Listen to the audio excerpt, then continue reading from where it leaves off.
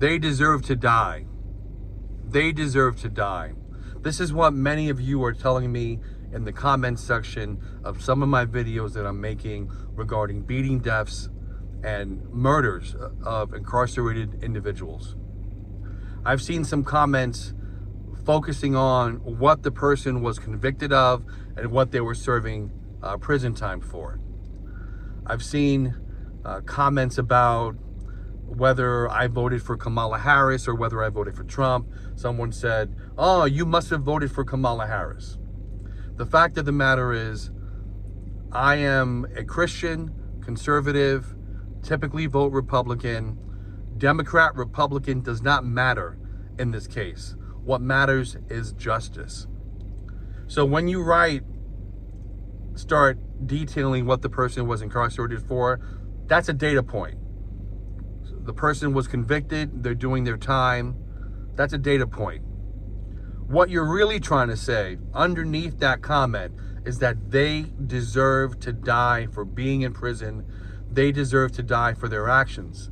Now, in the case of Robert Brooks, he was convicted of assault, serving a 12-year sentence.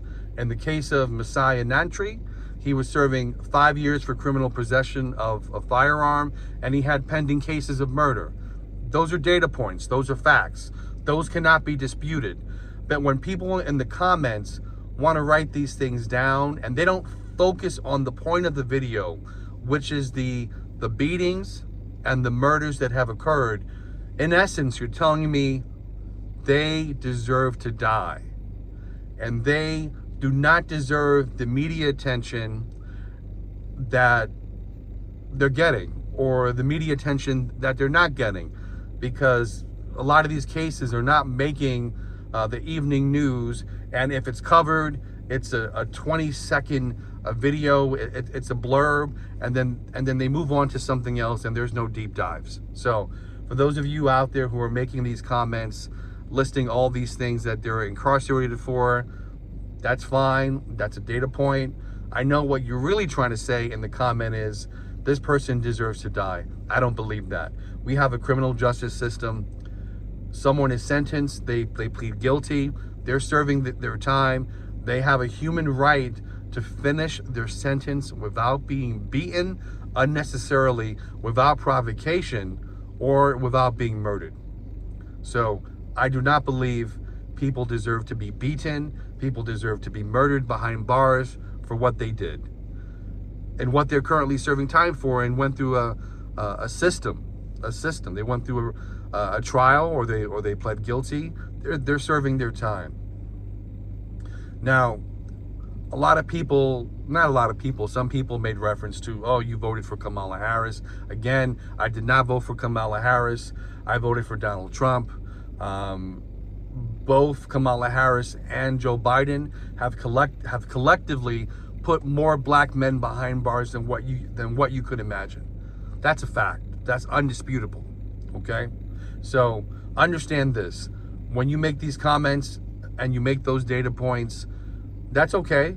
You can state what somebody was incarcerated for. The fact of the matter is, you're not focusing on the injustice.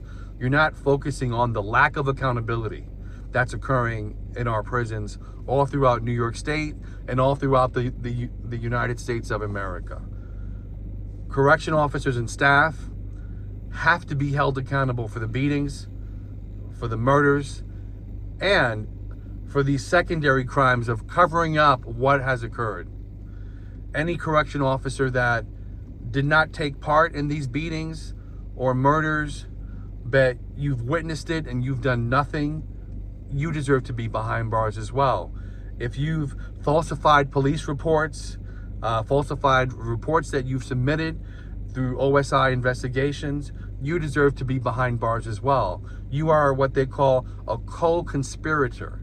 Now, if we were in the outside world and, you had police investigating such actions, those things are called crimes. What's occurring behind bars in our prison institutions is criminal. It's criminal, and it needs to be dealt with. So that's my little rant for this morning. based on the comments that people are making about these individuals deserve to die. I don't believe that's the case. Take care.